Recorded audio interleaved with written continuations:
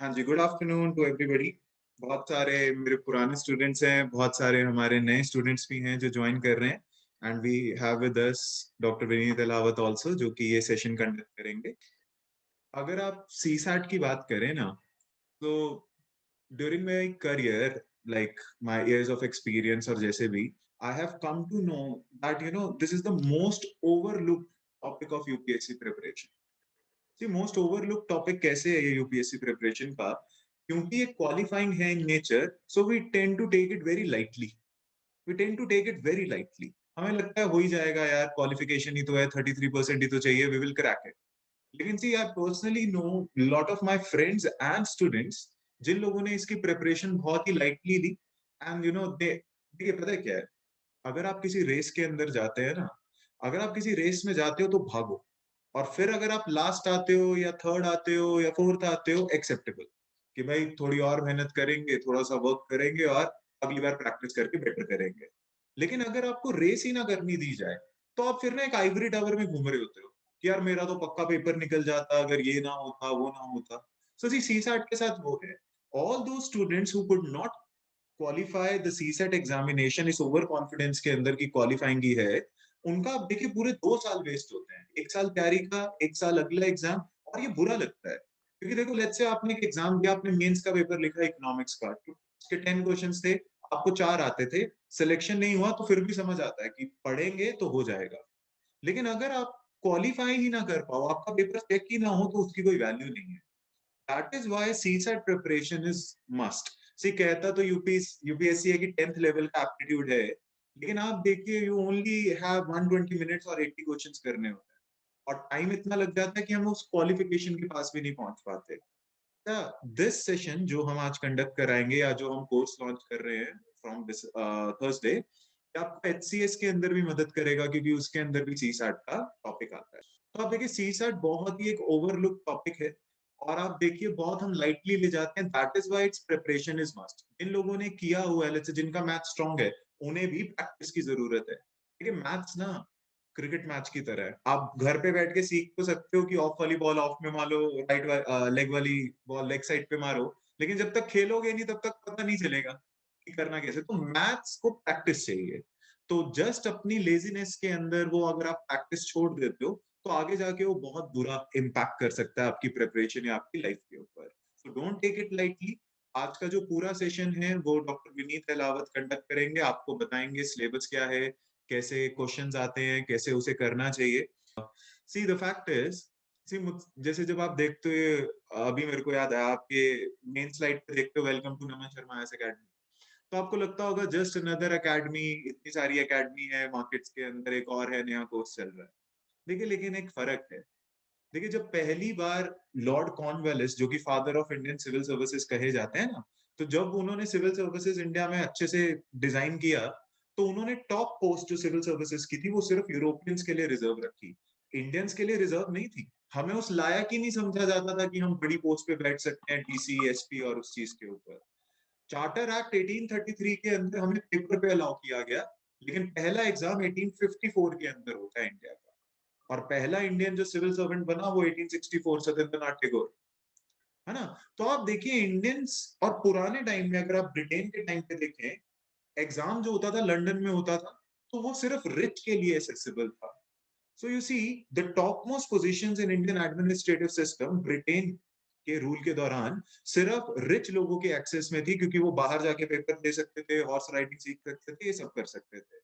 तो जब हमने 26 जन 1950 को यूपीएससी बनाया, तो एक एम रखा इंडियन गवर्नमेंट ने कि education should be made accessible to all, कि अगर किसी में टैलेंट है तो किसी रिसोर्सेज की वजह से वो रह ना जाए। See unfortunately our education system didn't go as planned, right, our policy did not reform on the time. तो ये कोचिंग माफिया और ये उन सब के चक्कर में फंस गया। जब पहली बार अन अकेडमी स्टार्ट हुई, तो आई वॉज वेरी हैप्पी कि फ्री में सबको पढ़ा रहे हैं। But today they are also charging 1 lakh 1.5 lakh, और उसके पास उनका जो रेट चला जाता है। तो आई हैव थॉट, जैसे मेरे को 9 से 10 साल का एक्सपीरियंस है इस फील्ड के अंदर, है ना। मैंने दिल्ली में पढ़ाया है, अलग अलग जगह पढ़ाया है, असम में पढ़ाया है, साउथ में पढ़ाया है, और मैंने session all over India conduct करे। तो हमेशा मुझसे कुछ स्टूडेंट्स आके यही पूछते थे कि sir the fees is very high, we can not enrol. तो आप सेल्फ स्टडी का बता दो। अब सेल्फ स्टडी में प्रॉब्लम ये है कि हमारे क्योंकि कॉलेज और स्कूल एजुकेशन इतनी अच्छी नहीं है, तो उसके अंदर फ्लॉप हो जाता है। That is why you need direction for it. So that is why I started this initiative. We all started this initiative. और इसका एम यही है कि अगर किसी को तैयारी करनी है, किसी का पैशन है सिविल सर्वेंट बनने का, तो it should not be stopped on the basis of education. Minimum cost में we provide all the services. अगर आपको कहीं भी और यू सर्च इंटरनेट एनीवेयर, कहीं भी आपको कोई भी कोर्स हमसे अगर आपको रीजनेबल लगे, उससे कम प्राइस में, टेल मी, मैं उससे भी कम करूँ। तो दैट इज द एम। क्योंकि आप देखिए पुराने टाइम में ना, ब्रिटेन में आपको सिखाया नहीं, पुराने टाइम में जब आश्रम में पढ़ने जाते थे ना, तो राजाओं के बेटे के सर मुंडवा दिए जाते थे। तो मुंडवाते क्यों थे? वो एरोगेंस खत्म करते थे सबकी, कि अगर सीखना है तो इक्वल होके सीखो। Education should be equally accessible to all. It should be equally accessible to all. So with that, we started this entire initiative. So with that said and done, आपका ये जो ओरिएंटेशन सेशन है, hand it over to Vineet. अब वो take over करेंगे, आप सारा syllabus समझाएंगे, किस तरीके के क्वेश्चंस आते हैं, और एंड में then you are feel free, will conduct a question answer round also. एक बार सेशन हो जाए, उसके बाद हम क्वेश्चन आंसर भी लेंगे। So I hand it over to Vineet. Please Vineet, take it over. Thank you very much sir and good afternoon to everyone. Sir ने काफी अच्छा एक ब्रीफ दिया आपको कि कैसे सिविल सर्विसेज शुरू हुआ था लॉर्ड कॉर्नवालिस के टाइम पे, एंड बाकी चीजें जो जो भी इश्यू रहा है हमारे हिस्ट्री में, है ना। तो सर का एक बहुत ही अच्छा पॉइंट है, जैसे कि ये इनिशिएटिव सिर्फ इसलिए शुरू किया गया है कि ताकि education can be affordable to everyone. Good afternoon Ajay, good afternoon everyone. तो आज इसी मुद्दे पे हम जो सी सेट की बात करने वाले हैं, देखो सर ने एकदम रियलिटी आपके सामने रखी है कि सी सेट को काफी लोग लाइटली ले जाते हैं because it is qualifying in nature, है ना। ह्यूमन टेंडेंसी ऐसी होती है, जो चीज हमें आसानी से लगती है ना कि हाँ बस क्वालिफाइंग है, 33% चाहिए। जैसे आपने कई बार देखा होगा स्टेट बोर्ड्स में या सीबीएसई में भी कई बच्चे ऐसे होते हैं यार 33% चाहिए पास होने के लिए, एंड उनके फिर 33% भी नहीं आते, है ना। तो वो एक थिंकर ने बहुत पहले बहुत अच्छी बात कही थी कि when you are going for stars at least aim for the moon. Moon के लिए आप एम करोगे तो किसी ना किसी स्टार पे आप वैसे ही पहुंच जाओगे। तो सी सेट अगर आपको क्वालिफाई करना है ना, तो don't aim for 33%, aim higher, क्योंकि आपके नेगेटिव भी होंगे, हर चीज होगी वहां पे, सिनेरियो कुछ अलग होगा। तो ऑब्वियसली एम हाई कीजिए, क्वालिफाई आपका अपने आप हो जाएगा, ठीक है। तो इसको एक तो फर्स्ट पॉइंट यही है कि हमें लाइटली नहीं लेना है। तो ये orientation session is directed towards, we will know about the pattern of CSAT. Pattern कैसा है, प्रिलिमिनरी में एग्जाम होता है, इसका रखा क्यों गया है, यूपीएससी का एम क्या है, why have they kept CSAT in the examination pattern. देखो 2011 तक सी सेट इंक्लूडेड नहीं था, ठीक है। 2011 के बाद यूपीएससी ने एप्टीट्यूड टेस्ट यहाँ पे इंक्लूड किया, उसके बाद काफी प्रोटेस्ट हुए थे। पहले मेरिट बेस पे चलता था, मेरिट लगती थी इसकी, बट 2013 के बाद काफी प्रोटेस्ट हुए, उसके बाद यूपीएससी ने क्या कर दिया, इसका नेचर क्वालिफाइंग कर दिया, ठीक है। तो अब ये वही नेचर रिपीट है, क्वालिफाइंग है। अभी भी डिमांड काफी उठती है कि सर, यूपीएससी के पास काफी पटिशन जाती हैं, कोर्ट में जाती हैं कि इस पेपर को हटा दिया जाए, रिमूव दिस पेपर, क्योंकि ये बायस्ड है, it is biased in nature. तो लेकिन यूपीएससी का स्टैंड अभी भी कंटिन्यूअस है कि एप्टीट्यूड है, क्वालिफाइंग नेचर है, ये तो आपको करना ही पड़ेगा, ठीक है। तो इसके साथ हम शुरू करते हैं orientation session. We will look into the CSAT paper, ठीक है। चलिए अब कंटिन्यू करते हैं। तो first of all CSAT की फुल फॉर्म, है ना, कई बच्चों को मैंने देखा है कि उन्हें सी सेट की फुल फॉर्म भी नहीं पता होती। तो सी सेट की सिंपल सी फुल फॉर्म है civil services aptitude test. Aptitude यहाँ पे मेन वर्ड है। देखो इस एप्टीट्यूड को ना, जितना अच्छे से आपने इस एप्टीट्यूड वर्ड को समझ लिया, उतना ही आसान होगा आपके लिए सी सेट को अटेम्प्ट करना। और ये एप्टीट्यूड सिर्फ आपके सी सेट में नहीं, आपके एथिक्स में भी, एथिक्स जो आपका जीएस 4 का पेपर होता है, उसमें भी अलग से टॉपिक है आपका एप्टीट्यूड के नाम से, ठीक है। तो एप्टीट्यूड इन जनरल या इन स्पेसिफिक में अगर आपको बताऊं, एप्टीट्यूड का मतलब क्या है, aptitude is nothing, it is just the potential, it is the potential to do something, it is the potential to do services aptitude test में जो आपको क्वेश्चंस दिए जाते हैं, 80 क्वेश्चंस दिए जाते हैं या जितने भी दिए जाते हैं, वहां पे यूपीएससी चेक करना चाहता है कि आप उन क्वेश्चंस, आपके अंदर पोटेंशियल है या नहीं है उन क्वेश्चंस को अटेम्प्ट करने की या उन क्वेश्चंस को सोल्व करने की। और वो क्वेश्चन जनरली इस नेचर के होते हैं कि अगर आपकी क्रिटिकल थिंकिंग, लॉजिकल रीजनिंग अगर साउंड है, तो आप उनको आराम से अटेम्प्ट कर सकते हो। अगर आपको उनमें दिक्कत आ रही है, if you are facing problems, तो यूपीएससी को पता चल जाता है कि हाँ भाई इस बंदे का एप्टीट्यूडनल नेचर है या लॉजिकल रीजनिंग वाला नेचर है, वो इतना साउंड नहीं है। ठीक है, तो मेन पर्पज एप्टीट्यूड का यही है कि they want to check your potential to solve these questions. ठीक है, इसलिए इस टेस्ट का नाम रखा गया है एप्टीट्यूड टेस्ट। और इसके नीचे देखिए मैंने एक कोड डाला है, ये कोड भी काफी फेमस है। Too many of us are not living our dreams because we are living our fears. जैसे नमन सर ने बोला था, मैं भी उस बात को रिपीट कर रहा हूँ। मैंने भी एक केस सुना था रिसेंट में, 2020 में आई गेस, मैंने एक केस सुना था। One person had scored 136 marks in GS paper 1, जो हमारा जनरल स्टडीज का हिस्ट्री ज्योग्राफी, उसमें उस बंदे के 136 मार्क्स थे। But you will be surprise to know उसके सी सेट में मार्क्स थे 65। क्वालिफाइंग के लिए आपको 200 में से 66 चाहिए, उसके 65 थे। तो आप देखो जीएस में उसकी कितनी अच्छी परफॉर्मेंस थी, बट सी सेट में 65 के कारण उसका पूरा का पूरा साल क्या हो गया, वेस्ट हो गया। और जीएस की परफॉर्मेंस देख के ऐसा भी कह सकते हैं कि आगे भी वो बंदा काफी अच्छा परफॉर्म कर सकता था, बट सी सेट ने ब्रेक लगा दिया और अब उसे अगला अटेम्प्ट भी देना पड़ेगा, है ना। तो इसलिए पहली चीज तो ये है फॉरमोस्ट थिंग कि हमें डरना नहीं है। सी सेट से काफी लोग डरते हैं कि कैसे अटेम्प्ट होगा, कम टाइम है, ये है वो है।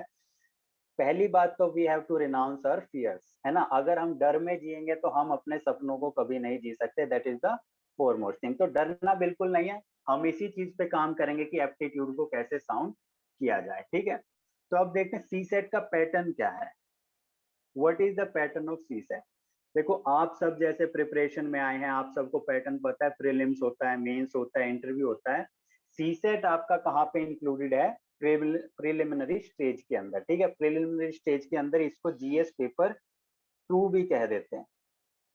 जीएस पेपर 1 आपका जो सुबह 9:30 टू 11:30 होता है, दैट इज जीएस पेपर 1, जो जनरल स्टडीज है। देन सी सेट को आपका जीएस पेपर 2 भी कह दिया जाता है, जो कि आफ्टरनून सेशन में होता है 2:30 टू 4:30। ठीक है, 2:30 टू 4:30। सी सेट के पैटर्न में क्या है, जनरली जीएस पेपर 1 में आपके होते हैं 100 question and every question carry 2 marks, है ना। Every question carry 2 marks. But यहाँ पे थोड़ा चेंज है, सी सेट के पैटर्न में आपके क्वेश्चंस कितने हैं, 80 क्वेश्चंस। कितने क्वेश्चंस है, 80। 80 ऑब्जेक्टिव टाइप ऑफ क्वेश्चंस हैं, बट टोटल मार्क्स आपके अनचेंज हैं। टोटल मार्क्स आपके 200 ही हैं, बट क्वेश्चन आपके कम हो गए हैं, 80 क्वेश्चंस हो गए हैं। तो इसका मतलब क्या है, एवरी क्वेश्चन कैरीज 2.5 मार्क्स। ठीक है, यहाँ पे हर क्वेश्चन 2 मार्क्स का नहीं है, यहाँ पे हर क्वेश्चन कितने का है, 2.5 नंबर का। अगर आप सही हो तो यू विल स्कोर 2.5 मार्क्स, अगर आप गलत हो तो 1/3 आपके कट जाएंगे। 1/3 इंटू 2.5, 0.67 या 0.8 जितने भी नंबर है वो आपके क्या हो जाएंगे, नेगेटिव मार्किंग में डिडक्ट हो जाएंगे। ठीक है, तो ये सबसे पहले ध्यान रखना, यहाँ पे क्वेश्चन ज्यादा स्कोर का है, अगर आप गलत करोगे तो कटेगा भी ज्यादा। ठीक है, तो पहली चीज आपको यही ध्यान रखनी है। दूसरी बात ये है, 80 क्वेश्चंस है, 80 क्वेश्चंस देख के हम में से कई लोग ओवर कॉन्फिडेंट हो जाते हैं। अच्छा जीएस 1 में 100 सवाल हैं, इसमें 80 है तो काफी टाइम है ना, हो जाएंगे, काफी टाइम है। बट यहाँ पे सोल्व करने हैं आपको क्वेश्चंस, है ना। मैथमेटिकल क्वेश्चंस हैं, रीजनिंग के क्वेश्चंस हैं, यहाँ पे सोल्व करने। यहाँ पे आपको एवरेज 1.5 मिनट मिलता है फॉर एवरी क्वेश्चन। और जब आप रीजनिंग के क्वेश्चन करने जाओगे या एप्टीट्यूड के क्वेश्चन करने जाओगे तो ये 1.5 मिनट कैसे उड़ जाता है हमें पता भी नहीं चलता, है ना। एग्जामिनेशन हॉल में हमें पता भी नहीं चलता। तो ये मत सोचना, इस चीज से ओवर कॉन्फिडेंट मत होना कि सवाल कम है। कम बेशक है, बट उनका नेचर काफी डिफरेंट है और आपको टाइम लग जाता है उनको। ठीक है, तो पहली चीज तो ये 80 क्वेश्चन है, 2.5 मार्क्स का एक क्वेश्चन है, टोटल नंबर आपके 200 ही रहेंगे। 200 में से आपको 33% स्कोर करने हैं, दैट इज 66 मार्क्स। 66 मार्क्स आपको स्कोर करने, क्वालिफाई करने के लिए। ठीक है, देन सेकंड पॉइंट क्या आता है, और वो सेकंड पॉइंट एक तरह से कंसर्न भी है हमारा, कि ये होता है आपका आफ्टरनून सेशन के अंदर। आफ्टरनून सेशन मतलब 2:30 बजे से 4:30 बजे तक। पहला पेपर आपका कंप्लीट होता है 11:30, ये शुरू होगा 2:30, तो बीच में 3 घंटे का आपका ब्रेक है। उस 3 घंटे में देखो लंच ब्रेक होता है, आप लंच करने जाते हो, कई बंदे होते हैं सुबह ना भी करके जाए पेपर के दिन, है ना, टेंशन होती है, वैसे ही प्रेशर होता है, हो सकता है सुबह ब्रेकफास्ट स्किप भी कर दें कोई। तो वो सोचते हैं जीएस पेपर 1 के बाद हम आराम से लंच करेंगे, बाद में अटेम्प्ट कर लेंगे जीएस पेपर 2। बट दिक्कत क्या आती है, अगर आप अपना लंच मॉनिटर नहीं करते या एकदम ज्यादा खा लेते हैं, कुछ भी होता है, तो वहां पे आपको लेजीनेस आ सकती है। और जीएस पेपर 2 या एप्टीट्यूड टेस्ट में आप लेजीनेस को अफोर्ड नहीं कर सकते, है ना, अफोर्ड नहीं कर सकते, क्योंकि अगर आपका माइंड लेजी है तो आप भूल जाओ कि आप एप्टीट्यूड और रीजनिंग वाले क्वेश्चन आराम से कर पाओगे, है ना। तो ये जरूर ध्यान रखना कि आफ्टरनून सेशन हमारा है, रेस्ट मिला है बीच में, but don't let that rest turn into a nightmare for you, है ना। वो लंच वाला जो ड्यूरेशन है वो आपको कहीं ना कहीं ड्रॉबैक में ना ले जाए, तो उस चीज का हमें काफी ध्यान रखना पड़ता है, ठीक है। देन थर्ड पॉइंट आपका वही है कि 1/3 आपकी नेगेटिव मार्किंग है। अगर आप 3 सवाल गलत करोगे तो आपके 2.5 मार्क्स कट जाएंगे। जीएस पेपर 1 में आपके 2 मार्क्स कटते हैं 3 सवाल गलत होने पे, यहाँ पे आपके कितने कट जाएंगे, 2.5 मार्क्स, ठीक है। तो ये हमारा पैटर्न है। प्रीलिम्स में आता है सी सेट, मेन्स इंटरव्यू से इसका कोई लेना देना नहीं है, बट मैं ये नहीं कहूंगा कि एप्टीट्यूड का कोई लेना देना नहीं है। एप्टीट्यूड आपका हर स्टेज में चेक होता है, यहाँ पे सी सेट की फॉर्म में, मेंस में एथिक्स की फॉर्म में, एंड इंटरव्यू में तो वो आपका सीधा सीधा पर्सनैलिटी टेस्ट चेक कर ही लेते हैं। तो एप्टीट्यूड आपका हर स्टेज पे चेक होता है।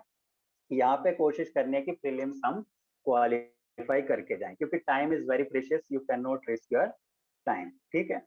तो ये हमारा पैटर्न, ये पैटर्न है, सबको पता है, सब तैयारी कर रहे हैं कि प्रिलिमिनरी का क्या पैटर्न होता है। आगे चलते हैं, आगे इसके इश्यूज की बात करते हैं हम। इश्यूज रिगार्डिंग सी सेट, देखो कई लोगों के काफी इश्यूज होते हैं ना, मेरे कलीग्स भी हैं, नमन सर के जैसे हम स्टूडेंट रहे, हमारे भी काफी डाउट होते थे, उनके स्टूडेंट्स अभी भी उनको अप्रोच करते हैं इन डाउट्स के साथ। पहला डाउट तो यही है कि ये एग्जाम रखा क्यों गया, है ना। हमेशा से प्रोटेस्ट चलते आ रहे हैं, दिल्ली में बसें जला देते हैं लोग, आपको पता है 2013 के अंदर काफी प्रोटेस्ट हुआ था, हिंदी मीडियम स्टूडेंट्स ने काफी मतलब वॉयलेंस वगैरह किया था कि ये एग्जाम हटा दिया जाए, है ना। तो प्राइम मोस्ट फैक्टर तो यही है कि इसको एग्जाम में इंक्लूड किया क्यों गया है ना, किया क्यों गया है। तो सबसे फॉरमोस्ट थिंग यहाँ पे यूपीएससी आपका क्या चेक करना चाहता है, आपका मेंटल एप्टीट्यूड, ठीक है। देखो नॉलेज उसको चेक करनी है, वो आपके जीएस पेपर 1 से चेक कर रहा है, ठीक है। बंदे को नॉलेज है, करंट अफेयर्स की नॉलेज है, सब्जेक्ट की नॉलेज है, but what about the aptitude. आपको कल को किसी भी सिनेरियो में डाल दिया जाएगा, सपोज आप आईएएस बन जाते हैं, डीएम बन जाते हैं, आपको किसी भी सिनेरियो में डाल दिया जाएगा, देखो प्रेशर सिचुएशंस काफी होती है ना। आपको एट अ टाइम डिसीजन भी लेना है, और ये भी कोशिश करनी है कि वो डिसीजन परफेक्ट हो, मतलब परफेक्ट तो नहीं हो सकता, but it shall be right in every manner. तो ये एप्टीट्यूड सिर्फ ये पता लगाने के लिए कि आपकी डिसीजन मेकिंग कितनी स्ट्रोंग है, या आप उस टाइम पे कितना अच्छे से चीजों को सोच सकते हो। सिर्फ ये पर्पज है उनका इस एग्जाम को डालने का। क्वालिफाइंग उन्होंने इसलिए किया है कि देखो आप इसमें 200 में से 200 अगर ले भी आओ, उन्हें कोई फर्क नहीं पड़ता, उन्हें चाहिए जनरल एप्टीट्यूड नेचर बंदे का, है ना। अगर उन्हें ये चाहिए होता है कि हाँ भाई मैनेजमेंट स्किल हमें एकदम परफेक्ट बंदा चाहिए, तो कैट वाला पैटर्न भी इसमें ला सकते थे, मेरिट बेस पे कर सकते थे, बट अब उन्होंने वो हटा दिया, क्योंकि उन्हें चाहिए सिर्फ जनरल एप्टीट्यूड नेचर। और ये एप्टीट्यूड तो आपको उनको शो करना पड़ेगा कि हम we are fit for the services. यहाँ पे सी सेट में चेक होगा, मेंस में एथिक्स में चेक होगा, और पर्सनैलिटी टेस्ट में तो वो सीधा सीधा आपको चेक कर ही लेंगे। तो ये डाउट कभी मन में मत रखना कि क्यों इंक्लूड किया है, ये सब्जेक्ट नहीं होना चाहिए वगैरह वगैरह। परफेक्ट सब्जेक्ट है, जरूर होना चाहिए, यहाँ पे हमारी मेंटल एप्टीट्यूड स्किल्स चेक होंगी। देखो आप कभी भी सपोज करो कि एग्जाम्पल लेते हैं, कभी सब्जी लेने जाते हो, है ना, जाते हो किसी वेंडर के पास सब्जी लेने, आपने पूछा उस बंदे से कि भाई बताओ भिंडी कितने भाव में दिया आपने, वो कहेगा जी 40 रुपए किलो है, ठीक है, उसने बता दिया 40 रुपए किलो, आप बोलोगे ठीक है मुझे 1 पाव दे दो, वो आपको 1 पाव दे देगा। अब आपको उसको 1 पाव के पैसे देने हैं, तो आप ये तो नहीं करोगे अपनी जेब से नोटबुक निकाला कि हाँ भाई 1 केजी में 1000 ग्राम्स होते हैं, फिर ये 40 रुपए है, फिर ऐसा ऐसा करके इतनी बड़ी कैलकुलेशन आप कॉपी पे करने नहीं वाले, है ना। तो वहां पे भी आप अपना एप्टीट्यूड शो करते हो कि हाँ भाई 1 किलो 40 की है, 1 पाव में डिवाइड बाई 4 कर देंगे, 10 रुपए की आपकी भिंडी आ जाएगी, है ना। तो एप्टीट्यूड यही है कि आप कितना ब्रिस्कली, कितना फ्रीक्वेंटली आप डिसीजन ले सकते हो, और आप कितना अच्छे से चीजों को कैलकुलेट कर सकते हो, ठीक है। सिर्फ एग्जाम में नहीं, आपकी एवरीडे लाइफ में ये चीजें चलती हैं। आप गाड़ी है, आपकी मोटर बाइक है, कार है, वहां पे आप पेट्रोल भरवाते हो, आप हमेशा चेक करते हो हाँ भाई कितनी एवरेज दे रही है, तो वो एवरेज कैलकुलेट करते हो, वो भी एक तरह से आपकी बेसिक एप्टीट्यूड स्किल्स है ना, इंटेलेक्चुअल क्वेश्चन है आपका। तो ये टेस्ट जरूरी है, यहाँ पे आपको अपने एप्टीट्यूडनल स्किल्स शो करने हैं, बस इतनी सी बात है। डरने की कोई बात नहीं है इस एग्जाम में, ठीक है। तो जरूरी है, इसलिए उन्होंने इस एग्जाम को इसमें इंक्लूड किया है, ठीक है। तो पहला तो ये इश्यू है। दूसरा इश्यू ये है कि हिंदी ट्रांसलेशन जो आपकी इंग्लिश पैसेज की होती है, देखो कॉम्प्रीहेंशन है, इंग्लिश का टॉपिक है। कॉम्प्रीहेंशन का मतलब ये है कि आपको चीजें कितनी अच्छे से समझ आ गई। यूपीएससी ने आपको एक पैसेज दे दिया कि हाँ भाई ये पैसेज है, इतने वर्ड का है, इसको पढ़ो और जो हमने सवाल पूछा है उसका जवाब हमें दो, ठीक है। तो अब जरूरी नहीं है कि वो आप इंग्लिश में ही पढ़ो, हिंदी में भी पढ़ सकते हो, आपको सिर्फ समझ आना चाहिए और उसका जवाब देना है। बट कई स्टूडेंट्स का डाउट ये आता है, मैंने खुद ऑब्जर्व किया, आप कभी भी इंग्लिश पैसेज पढ़ना और उसका ट्रांसलेशन हिंदी में पढ़ना, तो कई बार क्या होता है, काफी डिफ्रेंशिएशन होता है। और जब इंटरप्रिटेशन में डिफ्रेंशिएशन होगा तो ऑब्वियसली आंसर में भी डिफरेंस होगा। तो ये काफी बच्चों का डाउट है and it is genuine doubt, बिल्कुल जेन्युइन डाउट है कि जो ट्रांसलेशन है वो काफी दिक्कत पैदा करती है, क्योंकि हर बंदे की इंग्लिश इतनी स्ट्रॉन्ग नहीं होती। तो मेरी आप लोगों को एडवाइस यही रहेगी कि बेसिक इंग्लिश रीडिंग स्किल्स सब में होनी चाहिए, है ना। न्यूज़पेपर आप पढ़ो, मैगजीन्स आप पढ़ो, तो इतना हो कि आप पैसेज को आराम से समझ सको, है ना। क्योंकि अगर इंग्लिश समझने में आपको दिक्कत आई तो फिर आप कॉम्प्रीहेंशन के पैसेज आराम से नहीं कर पाओगे, ठीक है। तो हिंदी पे निर्भर नहीं रहना है, बेसिक इंग्लिश रीडिंग स्किल्स हमारी होनी चाहिए, ठीक है। तो दूसरा डाउट हमारा है। तीसरा डाउट क्या है कि is time duration less for 80 question. देखो बिल्कुल जेन्युइन डाउट है, कई बार टाइम कम भी पड़ जाता है। मैंने आज जैसे आपको बताया एवरेज टाइम कितना आपका 1.5 minutes, 1.5 minutes for every question. Comprehension आपका आधा पेज लंबा भी हो सकता है, तो 1.5 मिनट तो आपका कॉम्प्रीहेंशन पढ़ने पढ़ने में निकल सकता है, ठीक है। सवाल करना तो बाद की बात है। तो टाइम ऑब्वियसली मैं ये नहीं कहूंगा अबंडेंट टाइम है, कम भी नहीं कह सकते, एडिक्वेट टाइम है। आप अगर प्रैक्टिस करोगे तो इतने टाइम में आप आराम से क्वालिफाई कर सकते हो, और क्वालिफाई नेचर है ना, तो आप आराम से कर सकते हो। कम टाइम नहीं है लेकिन ज्यादा भी नहीं है, ज्यादा ओवर कॉन्फिडेंट भी नहीं होना कि कम सवाल है आराम से हो जाएंगे, आराम से नहीं होते। टाइम बिल्कुल मैनेज करना पड़ेगा आपको। कॉम्प्रीहेंशन किस टाइम पे अटेम्प्ट करना है, रीजनिंग किस टाइम पे अटेम्प्ट करनी है, एप्टीट्यूड किस टाइम पे अटेम्प्ट करना है, ये सारी स्ट्रेटेजी आपकी तैयार होनी चाहिए ताकि आप टाइम मैनेजमेंट अच्छे से कर सको, ठीक है। वैसे एडिक्वेट टाइम है, आराम से पेपर हो सकता है अगर आप अच्छी साउंड स्ट्रेटेजी वहां पे लेके जाओगे, ठीक है। तो कम टाइम नहीं है, इसमें विचार में नहीं रहना कि टाइम बहुत कम है, सबके लिए उतना ही टाइम है, आपके लिए भी आराम से एग्जाम हो सकता है। Then how much time is required to dedicate for this preparation. देखो मैं आप लोगों को ये नहीं कहूंगा कि आप मतलब पूरा 5-6 घंटे इस सब्जेक्ट को दीजिए, क्योंकि देखो 33% आपको लाने हैं, मेरिट आपकी जीएस पे बनेगी। कई बच्चे ऐसे भी होते हैं जिनके सी सेट में 150-150 नंबर आते हैं पर जीएस में नहीं आते हैं, तो सी सेट में हमें 150 लेने की जरूरत नहीं है, 66 में काम चल जाता है। जीएस आपका मेन है, मेरिट वहां चाहिए, तो आपके मेजरली आवर्स जो है 80-90% of your study hour should be dedicated to general studies paper 1, ठीक है। इसकी स्ट्रेटेजी आपकी क्या होनी चाहिए, जैसे अभी 2-2.5 महीने जितने भी बचे हैं एग्जाम के लिए, अक्टूबर में काफी महीने, 4 महीने लगभग, तो आपकी स्ट्रेटेजी ये होनी चाहिए क्लास के बाद शाम को जब आप सोने से पहले 1-2 घंटा इसकी प्रैक्टिस करें, एप्टीट्यूड की, रीजनिंग की, इन सब चीजों की 1-2 घंटा डेली, 1 to 2 आवर डेली। इससे क्या रहेगा, देखो ज्यादा टाइम देने की जरूरत नहीं है, बट एडवांटेज आपकी क्या रहेगी कि आप इसके टच में रहोगे। ऐसा नहीं होगा कि आप पेपर देने गए और एकदम से यू आर एस्टोनिश्ड कि ये क्या आ गया, है ना। एक बार टच में रहोगे, चीजें आपके जहन में रहेंगी, एक इनर्शिया बन जाएगा, एक रिदम बन जाएगा, तो आप वहां जाओगे एक्चुअल एग्जाम में तो आप आराम से उसको अटेम्प्ट कर पाओगे। तो ज्यादा टाइम डेडिकेट करने की जरूरत नहीं है, रोज का 1-2 घंटा आप प्रैक्टिस करते रहोगे तो वो आपको आराम से परफेक्ट बना देंगे, है ना। प्रैक्टिस में एक समय परफेक्ट, तो ज्यादा नहीं, 1-2 घंटा डेली, और वो भी आप ऐसे आवर्स चूज कर सकते हैं, सुबह के आवर्स या रात के आवर्स, है ना। Then what is the key to qualify CSAT. देखो ये सबका ही डाउट होता है, जिनका क्लियर नहीं होता उन्हें हमेशा ये क्वेरी रहती है कि सी सेट क्वालिफाई करें कैसे, है ना, करें कैसे। तो देखो इसमें कुछ कंपोनेंट है, पहला कंपोनेंट है आपका स्ट्रेटेजी का। स्ट्रेटेजी आपकी कैसी होनी चाहिए, देखो कॉम्प्रीहेंशन पैसेज होते हैं लंबे, आप शुरू में अगर कॉम्प्रीहेंशन में घुस गए तो क्या पता वो कॉम्प्रीहेंशन आपका 1 घंटा भी खा जाए, और कॉम्प्रीहेंशन में आप गारंटी भी नहीं दे सकते कि मेरा आंसर ठीक ही जाएगा, है ना। तो अगर कोई बंदा पहले कॉम्प्रीहेंशन अटेम्प्ट करने जाता है तो that is not a sound strategy. वो आपका टाइम भी खा सकता है, आप उसमें श्योरिटी भी नहीं ला सकते। तो स्ट्रेटेजी साउंड का मतलब ये आपको पता होना चाहिए पहले मुझे कौन से क्वेश्चन अटेम्प्ट करना है। जैसे मेंटल एप्टीट्यूड के क्वेश्चन होते हैं, basic average, basic percentage, basic profit and loss, छोटे छोटे क्वेश्चन होते हैं, विद इन सेकेंड सोल्व हो जाते हैं। तो पहले वो सोल्व करो और उसमें आपकी एक्यूरेसी भी क्या रहती है, अप्रोक्सीमेटली 100%, है ना। इतनी एक्यूरेसी आपको पता है सवाल ठीक है मेरा, और जल्दी जल्दी आपके सवाल भी हो जाते हैं। तो ये पता होना चाहिए आपको पहले कौन सा सेक्शन अटेम्प्ट करना है, बाद में कौन सा सेक्शन अटेम्प्ट करना है, ठीक है।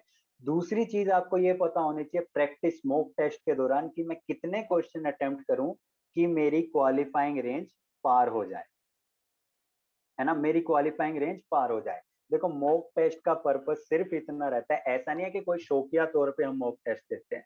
इसका बेसिक पर्पस यही रहता है कि हमें पता है कि हमें फाइनल डे पे जाके कितने क्वेश्चन अटेम्प्ट करने हैं, है ना। अब जैसे मेरी स्ट्रेटेजी सी सेट की हमेशा ये रहती है कि मैं 50 क्वेश्चन अटेम्प्ट करता हूँ, 80 क्वेश्चन है, 50 अटेम्प्ट करता हूँ, मेरे को पता है 5-6 गलत भी हो जाएंगे, 5-6 गलत होने के बाद भी अच्छे खासे नंबर आ जाते हैं ना। 80 के 80 अटेम्प्ट करना कोई मेरा टारगेट नहीं है, किसी का भी नहीं होता 80 के 80 अटेम्प्ट करना जब क्वालिफाइंग नेचर है।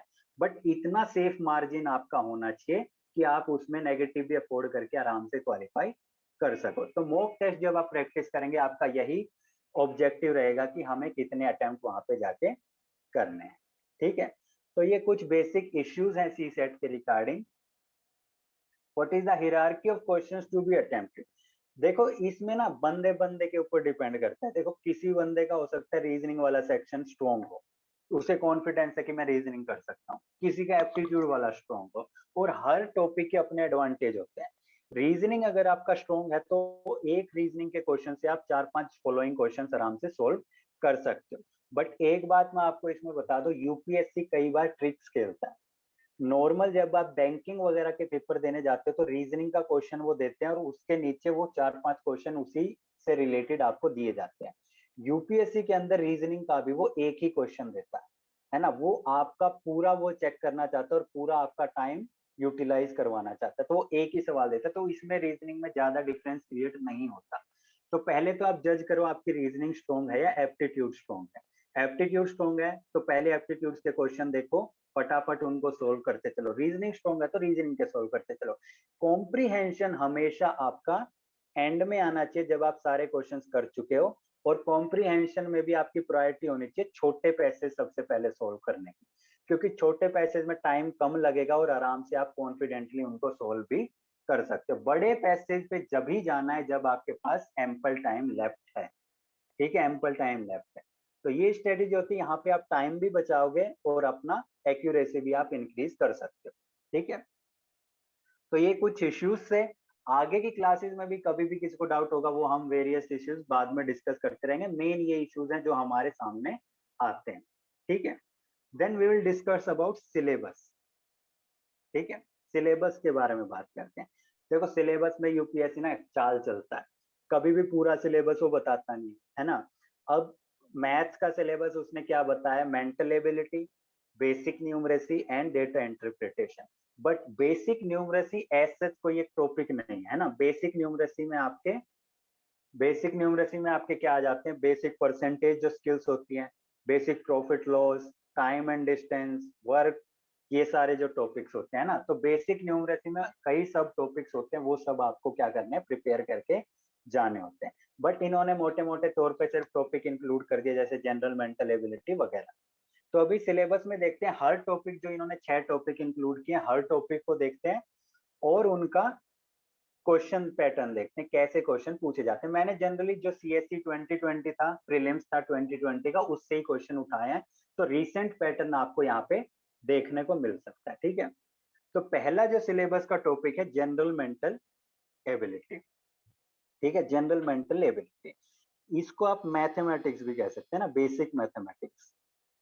बेसिक मैथमेटिक्स, इसमें आपकी सिर्फ मेंटल एबिलिटी चेक हो रही है, कितना आराम से आप चीजों को पहचान सकते हो, है ना, कितने आराम से आपका मेंटल प्रोसेस काम करता है, ये चीज आपकी इसमें चेक होगी। जैसे क्वेश्चन को देखते हैं, क्या क्वेश्चन है हमारा, a clock which gains 10 minutes in 24 hours. ये क्या कह रहा है, एक घड़ा है या घड़ी है वो 24 घंटे के अंदर 10 मिनट ज्यादा गेन करता है, मतलब आपकी घड़ी तेज चल रही है ना, your clock is running fast. जब 24 घंटे बीतते हैं तो वो 10 मिनट क्या कर लेता है, गेन कर लेता है, ठीक है। And it is set right at 12 AM, 12 AM पे उसको हमने सेट कर दिया है। तो अब इसका क्वेश्चन ये है, what will be the true time when the clock indicates 5 AM on the following day. इसने बेसिक इंफॉर्मेशन आपको दे दी है, 24 घंटे के अंदर आपका घड़ा 10 मिनट गेन करेगा। अभी घड़े में टाइम है आपका 12 AM। अगले दिन के 5 AM पे जाके उसका ट्रू टाइम क्या होगा घड़ी के अंदर, घड़ी के अंदर क्या होगा। तो इसमें पहले तो आप कीवर्ड्स पहचानिए। इसने क्या लिखा है, गेन, कि मतलब वो 10 मिनट गेन करेगा, मतलब 10 मिनट आगे मिलेगा 24 घंटे के बाद। तो 5 बजे वो ऑब्वियसली वो घड़ा क्या शो करेगा, 5 से ज्यादा का टाइम शो करेगा। तो 5 से ज्यादा का टाइम शो करेगा तो आपका पहला और तीसरा ऑप्शन तो वैसे ही रिजेक्ट हो गया है ना। 4:50 या 4:48 तो शो कर ही नहीं सकता जब वो टाइम गेन कर रहा है, टाइम लूज नहीं कर रहा है ना। अगर यहाँ पे लूज लिखा होता तो फिर हम 4 बजे पे जा सकते थे, बट यहाँ पे गेन कर रहा है ना, यहाँ पे गेन कर रहा है। तो 24 घंटे में 10 मिनट गेन करेगा, तो हमारे फर्स्ट और थर्ड ऑप्शन तो वैसे ही रिजेक्ट हो चुके हैं। देन ये पूछ रहे 5 बजे, अगले दिन के 5 बजे टाइम क्या होगा। देखो इसको एक तो आप लंबे तरीके से भी सोल्व कर सकते हो, कैसे कि 24 घंटे में 10 मिनट गेन कर रहा है ना, एक घंटे में 10/24 गेन करेगा। देन आप घंटे कैलकुलेट करोगे, 12 AM से 12 AM 24 घंटे, फिर 5 AM, तो टोटल कितने हो जाएंगे, 29 आवर्स। तो 10/24 इंटू 29 करके आप टाइम पे पहुंचोगे ना। ये थोड़ा लंबा प्रोसेस हो जाता है। देखो सोल्व इससे भी हो जाता है, जब आपके पास कभी भी सपोज आपको फॉर्मूला याद ना रहे, ट्रिक याद ना रहे, तो आप हमेशा बेसिक यूनिटरी मेथड पे जा सकते हैं। बट इसमें हमें इतनी लंबी कैलकुलेशन करने की जरूरत नहीं है। कैसे, आपको पता है 24 घंटे में 10 मिनट गेन करेगा, तो 12 AM से जब अगले 12 AM बजेंगे तो वो क्या शो करेगा, 12:10, क्योंकि 24 घंटे बाद 10 मिनट आने हैं उसके, है ना, 12:10 शो करेगा। और आगे भी ये क्या है, 5 घंटे ज्यादा है, ठीक है, 5 घंटे ज्यादा है। तो जब 24 घंटे में 10 मिनट गेन करेगा, मतलब 12 घंटे में 5 मिनट, अगर 5:15 होने होंगे तो वो 36 आवर्स के बाद होंगे, है ना। और 12 घंटे चाहिए उसको 5:15 पे जाने के लिए। बट यहाँ 12 घंटे नहीं है, कितने, सिर्फ 5। 12 AM के बाद सिर्फ एक्स्ट्रा 5 घंटे हैं, तो आपका आंसर क्या हो जाएगा, 5:12। अगर आप इस प्रोसेस से सोल्व करोगे तो एग्जैक्ट आपके कितने आ जाएंगे, 12 मिनट्स, ठीक है, 12 मिनट्स आ जाएंगे। बट इतना डिटेल में जाने की जरूरत नहीं, आपको पता है 24 घंटे के बाद 10 मिनट वैसे ही बढ़ने हैं, और उसके बाद एक्स्ट्रा आपको 5 घंटे मिले हैं, तो 5 घंटे में 5 मिनट तो बढ़ने से रहे। करना 1 नहीं होगा, क्योंकि हमने क्या बात की यहाँ पे, गेन। गेन का मतलब आपका घड़ा आगे चल रहा है ना, आपका घड़ा आगे चल रहा है, ठीक है। It is gaining, gaining 10 minute, ठीक है। लूज अगर होता तो वो हर 24 घंटे में क्या करता, 10 मिनट लूज करता, ठीक है। गेन का मतलब है वो आगे चल रहा है। जब अगले दिन के 12 बजेंगे, हाँ जी, ये 5 क्लॉक का टाइम है, ठीक है। तो अगले दिन के जब 12 बजेंगे तो वो 12:10 शो करेगा आपको, सिर्फ 12 नहीं करेगा, क्योंकि वो 10 मिनट गेन कर चुका होगा, ठीक है, 10 मिनट गेन कर चुका होगा। तो आपका यहाँ पे आंसर क्या आ जाएगा, 5:12 AM। इंपॉर्टेंट टॉपिक्स वो सब हम डिस्कस कर लेंगे, ठीक है, वो सारी चीज हम डिस्कस कर लेंगे। इंपॉर्टेंट टॉपिक्स कौन से हैं, एचसीएस वगैरह के लिए। अब तो एचसीएस का एग्जाम भी क्वालिफाइंग नेचर का कर दिया है ना, क्वालिफाइंग नेचर का, ठीक है। तो उसमें भी सेम पैटर्न। तो ये आपका जनरल मेंटल एबिलिटी का है, विद इन सेकेंड्स आप ऐसे क्वेश्चंस को सोल्व कर सकते हो। तो आपको वहां पे ऐसे क्वेश्चंस पहचानने की जरूरत है जो जल्दी जल्दी सोल्व हो जाए, ठीक है। तो ये आपका क्या है, जनरल मेंटल एबिलिटी। सबको समझ आया ना, 5:12 कैसे हुआ, गेन कर रहा है घड़ा, ठीक है, गेन कर रहा है, लूज नहीं कर रहा है।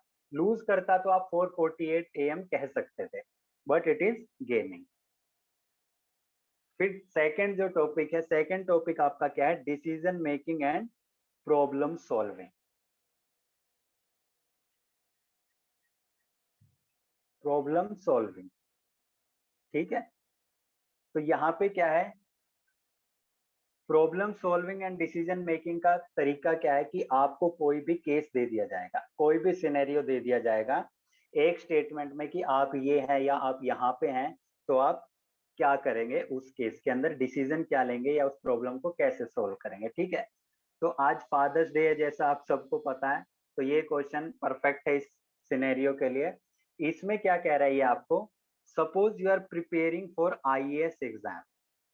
ठीक है, suppose you are preparing for IAS exam and there is unfortunate accident in your family, कि आप आईएएस एग्जाम की तैयारी कर रहे हैं और दुर्भाग्यवश एक एक्सीडेंट हो जाता है आपकी फैमिली के अंदर, और आपकी फैमिली चली जाती है फाइनेंशियल बर्डन में, मतलब पैसे वैसे खर्च हो जाते हैं, तो पैसे उनके पास बचते नहीं है, तो फाइनेंशियली बर्डन आ जाता है फैमिली के ऊपर। अब आपके फादर आपको कहते हैं कि भाई मेरे पास इतना पैसा नहीं है, तुझे हमें फाइनेंशियली सपोर्ट करना पड़ेगा, तो इस केस में आप लोग क्या करेंगे। ठीक है, ये आपको सिचुएशन दे दी गई है और आपसे पूछा गया है कि इस केस में आप लोग क्या करेंगे। अब ऑप्शन क्या है, पहला ऑप्शन है कि यू विल नॉट पे हीड टू योर फादर, कि आप उनकी सुनेंगे ही नहीं, है ना, एक कान से सुनेंगे दूसरे से निकाल देंगे। जनरली ये केस काफी बच्चों में होता है, आज के टाइम पे कोई नहीं सुनता है अपने फादर की, बट वो हमें पता है कि वो ऐसा आंसर नहीं चाहते, है ना, वो एक आइडियल आंसर चाहते हैं। तो ऑब्वियसली यू विल नॉट पे हीड टू योर फादर, ये तो आपकी चॉइस नहीं हो सकती, आपके फादर को जरूरत है, ऑब्वियसली आप अपना बेस्ट देंगे उनकी हेल्प करने के लिए, है ना। फिर दूसरा ऑप्शन है you will find a job and also prepare for your exam. देखो ये ऑप्शन आपको ठीक लग रहा है, बट कभी भी किसी ऑप्शन को ऐसे ही करेक्ट मत करना सारे ऑप्शंस पढ़े बिना, क्योंकि हो सकता है इससे भी सही आंसर कोई और आपको मिल जाए। ठीक है, अभी इसको होल्ड पे रखो। तीसरा क्या है, you will find a job and leave your preparation, कि आप जॉब तो करेंगे बट अपनी प्रिपरेशन भी लीव कर देंगे, छोड़ देंगे। बट इसका ड्रॉबैक क्या है कि आपका सपना है आईएएस बनना, है ना, आपका सपना है, आप अपने सपने को इतनी इजीली लीव नहीं कर सकते। अगर आप उसी को लीव कर देंगे तो आप आगे जाके जीवन में और मतलब किस चीज के लिए स्टैंड ले सकते हैं, तो यही भी आपका सही नहीं जाता। देन फोर्थ है you will inform your father that exam is most important for you and you can not help it. यहाँ पे आप ये शो करना चाहते हो फैमिली से भी ज्यादा इंपॉर्टेंट आपके लिए एग्जाम हो चुका है और आप कुछ नहीं कर सकते, तो ये भी थोड़ा एक्सट्रीम में चला जाता है, ये भी आप नहीं करना चाहोगे।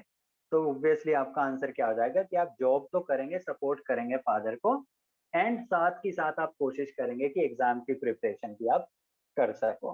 ठीक है, एग्जाम की प्रिपरेशन भी कर सको। तो ये है प्रॉब्लम सॉल्विंग या डिसीजन मेकिंग। बट पिछले कुछ सालों में, 3-4 सालों में जब से मैंने पेपर दिए, तो ऐसे क्वेश्चन नहीं आ रहे हैं आजकल। ठीक है, आने को कभी आ भी सकता है, बट आजकल इन क्वेश्चंस पे इंपॉर्टेंस ज्यादा नहीं दी जाती। ठीक है, then syllabus of CSAT. ये जो डिसीजन मेकिंग के क्वेश्चन है, ये जब आते थे जब आपका एथिक्स सब्जेक्ट इंक्लूडेड नहीं था। अब एथिक्स सब्जेक्ट में केस स्टडीज आ जाती है, तो ये सी सेट में ये क्वेश्चन इतने मायने नहीं रखते। ठीक है, देन आता है आपका data interpretation up to class 10th level. Class 10th level का मतलब है बेसिक, है ना, बेसिक, क्योंकि 10th में सबने मैथमेटिक्स पढ़ी होती है, तो बेसिक लेवल का आपका डेटा इंटरप्रिटेशन है। डेटा इंटरप्रिटेशन में क्या होगा, आपको पाई चार्ट दे दिया जाएगा, ग्राफ दे दिया जाएगा, कुछ भी इंफॉर्मेशनल डॉक्यूमेंट आपको दे दिया जाएगा, उस हिसाब से आपको क्या जज करना है कि हाँ भाई जो क्वेश्चन पूछा है उसकी रिजल्ट बताओ या उसका आंसर दो कि इसके बेस पे इसका क्या आंसर होगा। ठीक है, जैसे अब इसी में दिया गया है, आपको पाई चार्ट दे दिया है। ठीक है, पाई चार्ट दे दिया, पाई चार्ट आपका क्या शो कर रहा है, it shows the percentage distribution of expenditure incurred in publishing a book, कि मतलब एक किताब को पब्लिश करने में जितना भी एक्सपेंडिचर आता है आपका डिफरेंट डिफरेंट चीजों पे, जैसे transportation cost, paper cost, printing cost, royalty cost, वो सारा कितना परसेंट आता है टोटल का, तो वो आपको क्या दे दिया पाई चार्ट के अंदर। ठीक है, अब आपसे क्वेश्चन क्या पूछा गया है, if for a certain quantity of books publisher has to pay rupees 30,600 as printing cost, then what will be amount of royalty to be paid for these books। कि मतलब प्रिंटिंग कॉस्ट आपका लग रहा है 30,600, तो आपके किन किताबों के लिए रॉयल्टी कितनी पे करनी पड़ेगी। ठीक है, ये क्वेश्चन आपका। अब ऐसे आपको इसमें पाई चार्ट देखना पड़ेगा। प्रिंटिंग कॉस्ट क्या है आपका 20%। ठीक है, 20%, और रॉयल्टी आपकी है 15%। तो आप अगर इसको लॉन्ग मेथड से सोल्व करोगे तो कैसे करोगे, 20% प्रिंटिंग कॉस्ट है, तो इसका मतलब 20% of x is equal to 30,600, ठीक है। तो x क्या है आपका टोटल कॉस्ट, है ना, टोटल कॉस्ट। तो उस टोटल कॉस्ट का 20% आपका प्रिंटिंग में जा रहा है और वो कितना है 30,600। तो आप इसको सोल्व करोगे तो आपका क्या आ जाएगा टोटल कॉस्ट। अब उस टोटल कॉस्ट में से आप रॉयल्टी का कितना निकाल लोगे 15%। तो 15% निकाल के फिर आप आंसर दे सकते हो। या अगर आपको डायरेक्ट इसमें आंसर देना है तो आप डायरेक्टली कैसे दे सकते हो, पूरा परसेंटेज सिनेरियो कितना होता है आपका 100%, ठीक है 100%। आप इसको प्रोपोर्शन में ले जाते हो कैसे, printing cost upon royalty is equal to जो भी आपकी अमाउंट है। इसमें क्या होगा फिर, प्रिंटिंग कॉस्ट आपका 30,600 है, सॉरी प्रिंटिंग कॉस्ट आपका क्या है 20% है, रॉयल्टी आपकी 15% है। प्रिंटिंग कॉस्ट कितना है 30,600 और नीचे आपको रॉयल्टी कॉस्ट निकालना है, तो आप इसको क्रॉस मल्टीप्लाई करके आराम से रॉयल्टी पे आ सकते हैं ना। तो इसको रॉयल्टी कैलकुलेट करोगे तो आपका आंसर आएगा 22,950। देखो सिंपल वे में आप लेंदी में जा सकते हैं कि 20% कैलकुलेट करके पहले टोटल कॉस्ट निकालो, फिर टोटल कॉस्ट का रॉयल्टी जो 15% है वो निकाली जाए, ठीक है वो निकाली जाए। बट डायरेक्टली आप प्रोपोर्शन लेके भी कर सकते हो, 20/15 इज 3,600 बाई रॉयल्टी, तो ये क्रॉस मल्टीप्लाई करके आंसर आ जाएगा। बट इसमें एक जो साउंड फॉर्मूला है वो क्या है, बेटर यही रहता है कि आप पहले टोटल कॉस्ट का अनुमान लगाओ, ठीक है, टोटल कॉस्ट का अनुमान लगा के इन सब का इंडिविजुअल कॉस्ट निकालो। क्योंकि डेटा इंटरप्रिटेशन के सवाल कभी भी सिंगल नहीं होते, एक सवाल के साथ आपके 5 सवाल जुड़े होते हैं, और जब तक आप इंडिविजुअल कॉस्ट नहीं निकालोगे तब तक आप सब सवाल सोल्व नहीं कर सकते। तो साउंड स्ट्रेटेजी डेटा इंटरप्रिटेशन की यही रहती है कि आप टोटल कॉस्ट निकाल के सबका इंडिविजुअल कॉस्ट निकालो। सपोज वो आपसे यही पूछ ले कि बाइंडिंग और पेपर कॉस्ट की रेशियो क्या है ना, एक्चुअल बाइंडिंग और पेपर कॉस्ट की रेशियो क्या है। अब इनको पता लगाने के लिए तो आपको एक्चुअल कॉस्ट पता लगाना पड़ेगा, ठीक है। तो बेटर यही रहता है, अगर 4-5 सवाल इसके नीचे हैं तो पहले आप टोटल कॉस्ट पता लगाओ, फिर परसेंटेज कैलकुलेट करके सबका इंडिविजुअल कॉस्ट निकालो, एंड देन जो क्वेश्चन होंगे वो आराम से सोल्व होते जाएंगे आपके, ठीक है। तो डेटा इंटरप्रिटेशन में 3-4 सवाल आपके आराम से सोल्व हो जाते हैं अगर आपने अच्छे से डेटा को इंटरप्रेट किया है तो, ठीक है। तो डेटा इंटरप्रिटेशन में बार ग्राफ भी आ जाते हैं, कुछ भी आ जाता है, ठीक है। देन आता है आपका logical reasoning and analytical ability. इसमें क्या है, इसमें आपको पैटर्न पहचानना है कि कोई, जैसे आपने बचपन में जिग्सो पजल सोल्व किया होगा, है ना, जिग्सो पजल कि ये पीस यहाँ पे आएगा, ये पीस यहाँ पे आएगा, तो वो पैटर्न हम पहचानते हैं चीजों का। यहाँ पे भी लॉजिकल रीजनिंग में दे आर चेकिंग कि आपका ब्रेन कितना डेवलप्ड है। आपको एक चीज पता होगी, जो मेंटली चैलेंज बच्चे होते हैं ना, मेंटली चैलेंज, वो इन सवालों को नहीं कर पाते, उनका आईक्यू काफी कम होता है। अगर आप उनको बेसिक रीजनिंग के सवाल भी दोगे ना तो उनसे नहीं होते, है ना। इसलिए हम कहते हैं दे आर मेंटली चैलेंज, उनका माइंड साउंडली वर्क नहीं कर रहा, ठीक है। यहाँ पे आपका माइंड साउंड वर्क कर रहा है तो आप आराम से पैटर्न को पहुंचा सकते हैं, ठीक है, पैटर्न को पहचान सकते हैं। तो यहाँ पे ये क्या कह रहा है, what is the missing term, what is the missing term in the following, ठीक है, what is the missing term in the following. ये कह दिया ACPQ इज BESU, MNGI के आगे एट, एट हमें पता लगाना क्या है ना। तो इसमें अब आपको पैटर्न पहचानना है, इसका पैटर्न पहचानिए। ए के बाद कौन सा अल्फाबेट आया है, बी, बीच में कोई भी अल्फाबेट में गैप नहीं है ना। तो यहाँ पे क्या आएगा आपका, एम के बाद एन आएगा, तो सब में एन है, अभी तक कोई आप एलिमिनेशन नहीं कर सकते, ठीक है। देन सी के बाद आपका आया है ई, सी के बाद क्या आया ई, बीच में क्या स्किप हुआ है डी, है ना, एक अल्फाबेट स्किप हुआ है। तो एन के बाद एक अल्फाबेट यहाँ पे स्किप होगा, एन ओ, तो क्या आएगा आपका सेकंड अल्फाबेट पी। तो सेकंड ऑप्शन में पी नहीं है तो सेकंड ऑप्शन आपका क्या हो जाएगा, एलिमिनेट, ठीक है। सेकंड, अब 3 बचे। पी के बाद आपका क्या है, एस, पी के बाद एस है, पी क्यू आर। तो यहाँ पे 2 अल्फाबेट इन्होंने स्किप किए हैं तो आपको भी 2 अल्फाबेट स्किप करने हैं, जी के बाद GHIJ,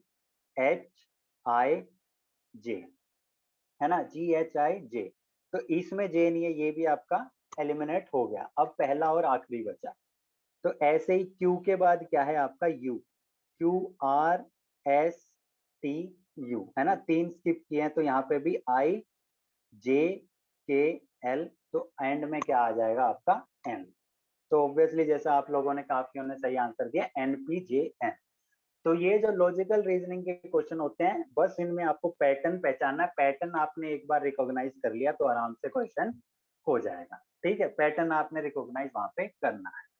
तो ये हो गया लॉजिकल रीजनिंग, और ये CSE 2020 का ही क्वेश्चन है ना। देखो ऐसे ऐसे क्वेश्चन को आपको प्रायोरिटी देनी है, इससे आपका टाइम भी बचे और आपकी एक्यूरेसी भी यहाँ पे 100% रहेगी। ठीक है, ये आप गलत कर ही नहीं सकते।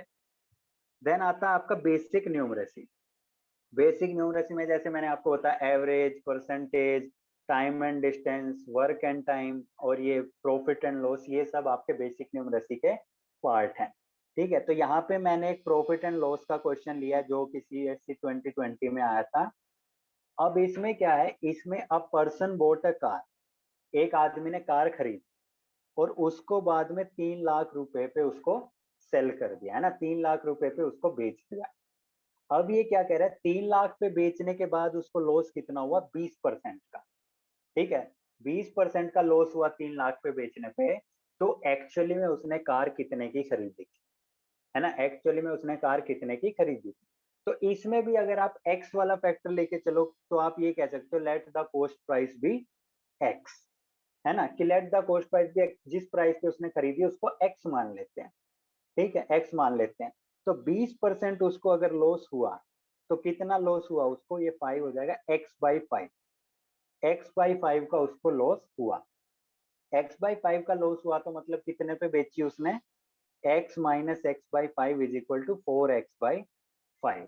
तो मतलब 4x/5 के प्राइस पे उसने बेची और वो कितना प्राइस था, 3 लाख, है ना, 3 लाख। तो x आपका यहाँ पे आ जाएगी वैल्यू कॉस्ट प्राइस की। ठीक है, लेकिन ये थोड़ा लंबा हो जाएगा, है ना, ये भी लंबा हो जाएगा। वैसे करने को आप कर सकते हो इससे भी, बट जनरली इसकी ट्रिक क्या रहती है कि 20% का उसको लॉस हुआ है अपने प्राइस पे, है ना, 20% का लॉस हुआ है, तो जनरली क्या है, 80% प्राइस पे उसने बेची है ना। 80% of x is equal to 3 lakh. आप इसको सोल्व करोगे, 3 लाख इंटू 100/80, तो ये आपका क्या आ जाएगा, 3,75,000, है ना। एक स्टेप का क्वेश्चन है, आराम से सोल्व हो सकता है 100% एक्यूरेसी के साथ। तो ऐसे ऐसे क्वेश्चन आपको रिकॉग्नाइज करने की जरूरत है वहां पे, जहां पे आप स्पीड भी मेंटेन कर सको और एक्यूरेसी भी आप 100% रख सको। ठीक है, तो ये बेसिक न्यूमरेसी में और भी चीजें आती हैं, तो इसका आंसर 375। देन आता है आपका, जैसा मैंने कहा, लास्ट में क्या अटेम्प्ट करना, आपको लास्ट में अटेम्प्ट करना है कॉम्प्रीहेंशन। अब कॉम्प्रीहेंशन में मायने रखता है कि आप पैसे को कितना अच्छे से समझ पाते हैं, है ना। यहाँ पे आपकी रीडिंग स्किल्स देखी जाती हैं कि आप कितना ग्रैस्प कर पाते हैं उस चीज को जो उसने दी हुई। ठीक है, तो अब देखते हैं, ये भी CSE 2020 का क्वेश्चन है, कॉम्प्रीहेंशन का पैसेज है। पैसेज पढ़ते हैं, पैसेज क्या कहना चाह रहा है। One of the biggest ironies around water is that it comes from rivers and other wetlands. ठीक है, yet it is seen as diverse from them. पहली स्टेटमेंट में ये कह रहा है कि वाटर को लेके सबसे बड़ी आयरनी क्या है कि ये आता तो रिवर्स और वेटलैंड से है, बट हमेशा हम इसको उनसे अलग करके देखते हैं, उनके साथ कभी नहीं देखते, उससे अलग करके एज अ इशू इसको देखा जाता है, यही आयरनी है इसकी। ठीक है, तो पहली स्टेटमेंट हमें ये बताती है। दूसरी स्टेटमेंट क्या कह रही है, while water is used as a resource, public policy does not always grasp that it is part of natural ecosystem। कि मतलब वाटर को रिसोर्स की तरह तो देखा जाता है कि हमारे काम आता है, पीने के काम आता है, कपड़े धोने के, इंडस्ट्रीज में, एग्रीकल्चर में, तो एज अ रिसोर्स तो पानी को देखा जाता है, बट पब्लिक पॉलिसी के अंदर हम इसे नेचुरल इकोसिस्टम कंसिडर नहीं करते। ठीक है, नेचुरल पॉलिसी जब हम बनाते हैं, हमारी गवर्नमेंट पॉलिसी बनाती है, तो इसको सिर्फ रिसोर्स काउंट करके हम पॉलिसी बना देते हैं, rather than considering it as a natural ecosystem. ठीक है, फिर लास्ट स्टेटमेंट इसकी कह रही है, efforts at engineering water systems are thus efforts at augmenting water supply rather than strengthening capacities of ecological system. मतलब जो वाटर सिस्टम को हम इंप्रूव करते हैं वो सिर्फ इस नजरिए से इंप्रूव करते हैं कि हम वाटर सप्लाई को बढ़ा सकें, इस नजरिए से नहीं करते कि जो उसके नेचुरल इकोलॉजिकल सिस्टम है उसको स्ट्रेंथन कर सके, है ना।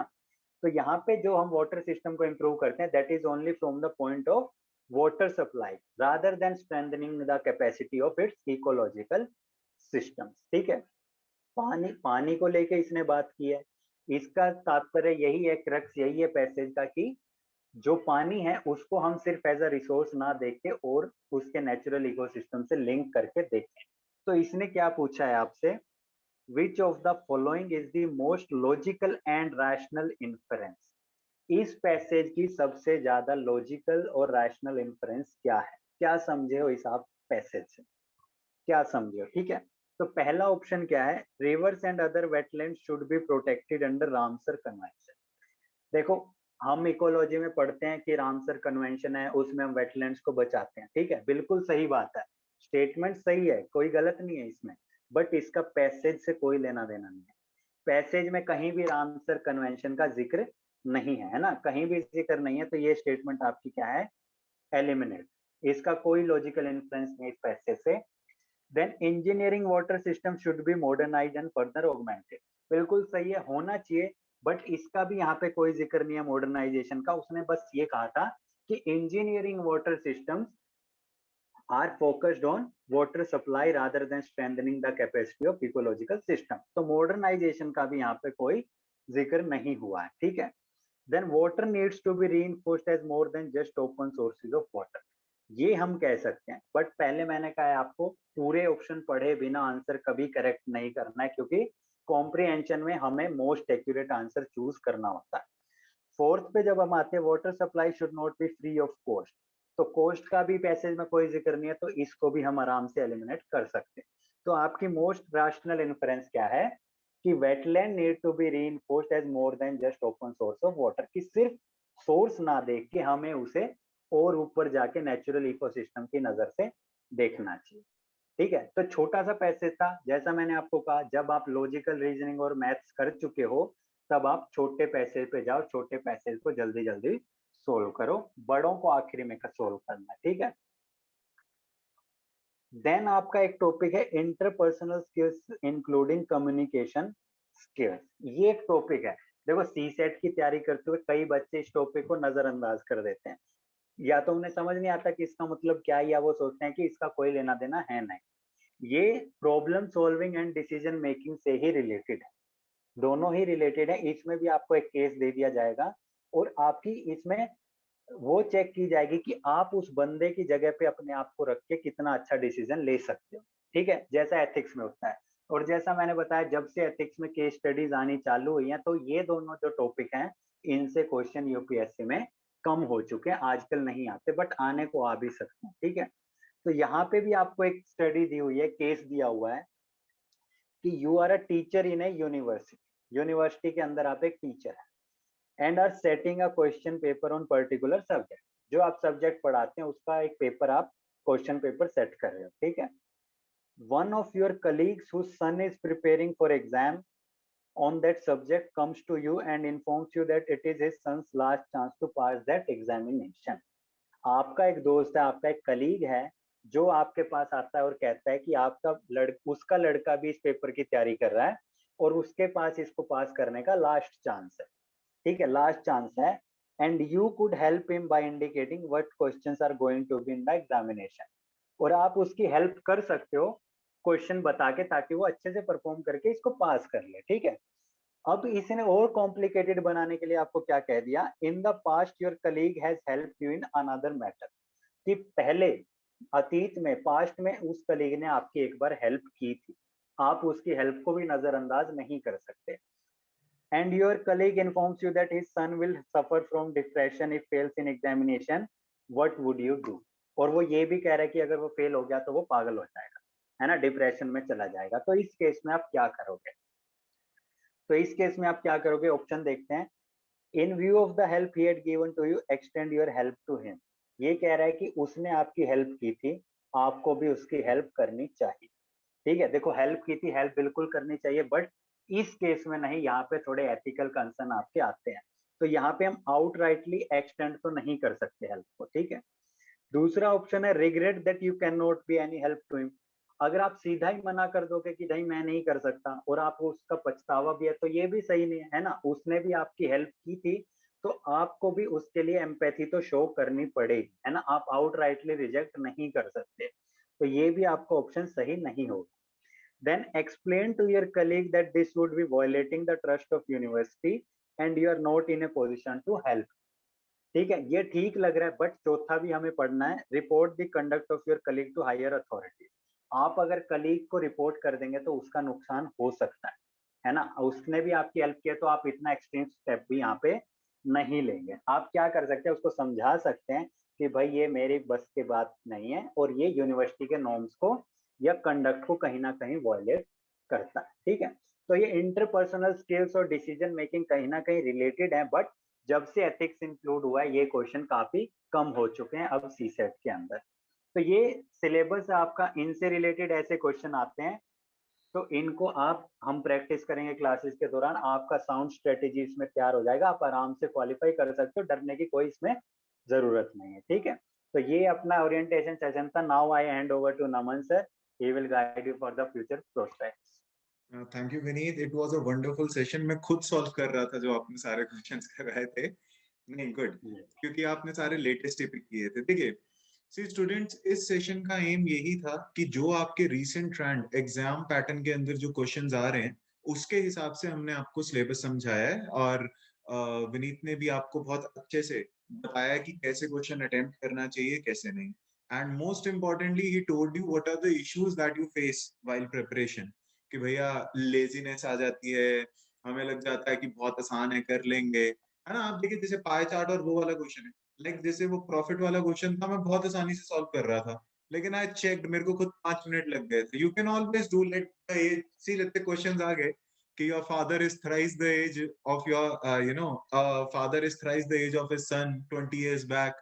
ऐसे ऐसे क्वेश्चंस जो आते हैं हम एक्स लेके कर सकते हैं, let the father's age be x. लेकिन अगर आपने टेक्निक्स नहीं फॉलो करी, तो आप 1.5 मिनट्स जो आपको टारगेट मिला हुआ है उसके अंदर आप पूरा कर नहीं पाएंगे जो आपको टाइम है। तो आप देखिए आपको क्वालिफाई करना है, बिना रेस रेस में भागे हार नहीं माननी है। सो दैट इज व्हाई हमने सीसैट का जो सेशन है ये और ये स्टार्ट किया है, और ये थर्सडे से ही स्टार्ट होगा। इतनी जल्दी क्यों स्टार्ट हो रहा है, क्योंकि आपका एचसीएस का भी एग्जाम है, उसके अंदर भी क्वालिफाई करना बहुत इंपॉर्टेंट है। अगर आप लास्ट ईयर एचसीएस का एग्जाम देखें तो सीसैट वहां पे क्वालिफाइंग नहीं था, उसके मार्क्स काउंट होते थे, और बहुत सारे जेन्युइन लोग जो जीएस बहुत अच्छे से करते हैं उनका नहीं हो पाया।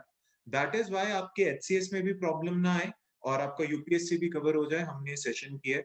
इसके अंदर आपकी लाइव क्लासेस होंगी, आपको रिकॉर्डेड एक्सेस भी मिल जाएगा, राइट, डाउट क्लियरिंग सेशंस होंगे, और आपको असाइनमेंट्स दी जाएंगी, क्योंकि मैथ्स में तो देखो प्रैक्टिस है जो सबसे इंपॉर्टेंट है, और ट्रिक्स वगैरह भी आपको ढंग से बताया जाएगा कैसे करना है कैसे नहीं करना है।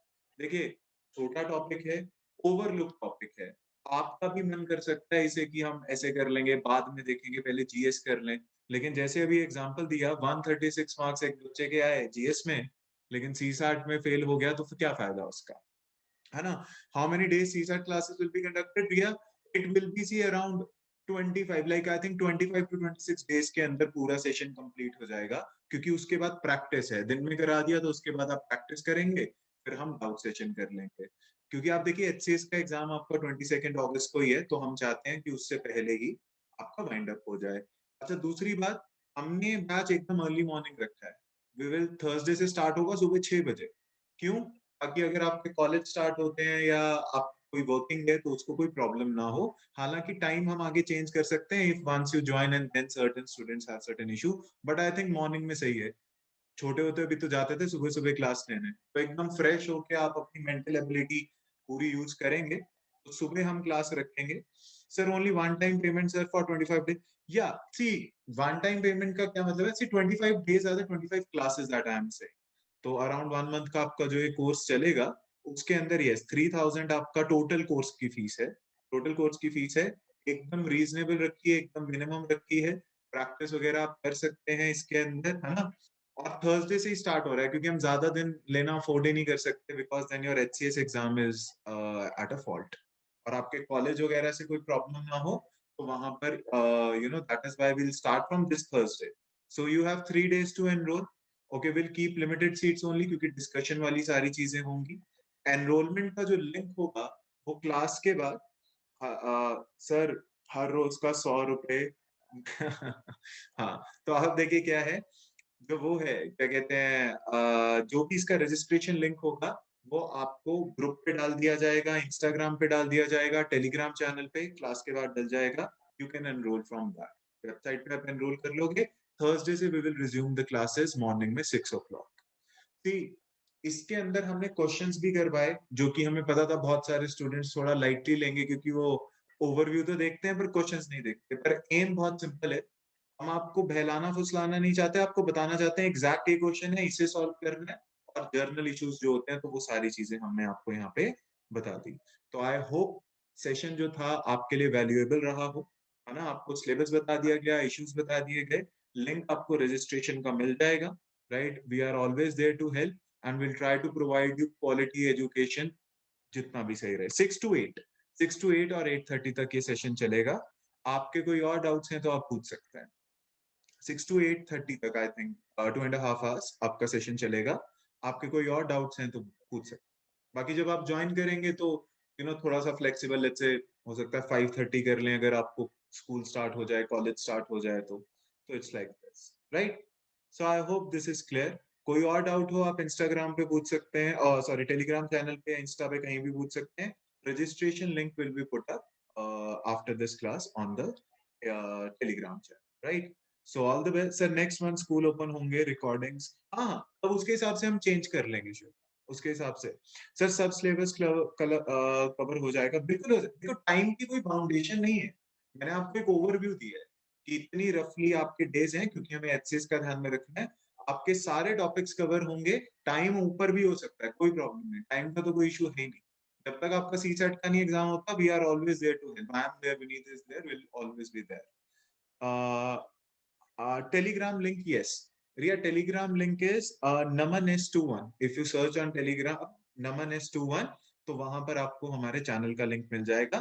इंस्टाग्राम या हमारे यूट्यूब के ऊपर भी अबाउट सेक्शन में टेलीग्राम के लिंक, नमन S21, तो that is our Telegram link, वहां पर हम भेज देंगे। जी, थैंक यू। और क्या है सर, यूपीएससी के लिए भी ये ही होगा? नहीं नहीं, बिल्कुल same, this is one course for everything. UPSC की प्रिपरेशन है, एचसीएस तो आपका वैल्यू एडिशन में हो रहा है, वो तो बाय चांस उसके अंदर आ गया। तो it is the same course for UPSC, आप इसके अंदर एनरोल कर सकते हैं और आपका यूपीएससी की प्रिपरेशन होगी एग्जाम पैटर्न के साथ। और वो sir, is the test series available? Yes, test series तो हम जब प्री पास आएगा तब देंगे, असाइनमेंट्स इसके अंदर आपको अवेलेबल होंगी, mock test will be available to you definitely. Yes, right, ऐसे रहेगा। So I hope the session was of some value. So thank you Vineet for your valuable time. बहुत अच्छा thank you session sir, conduct thank you. किया आपने। And thank you students for आपने अपने Sunday से time निकाला और session किया। हमने कोशिश करी आपको सारी चीजें बता दें। उसके बाद we hope to see you on Thursday, right, in the session.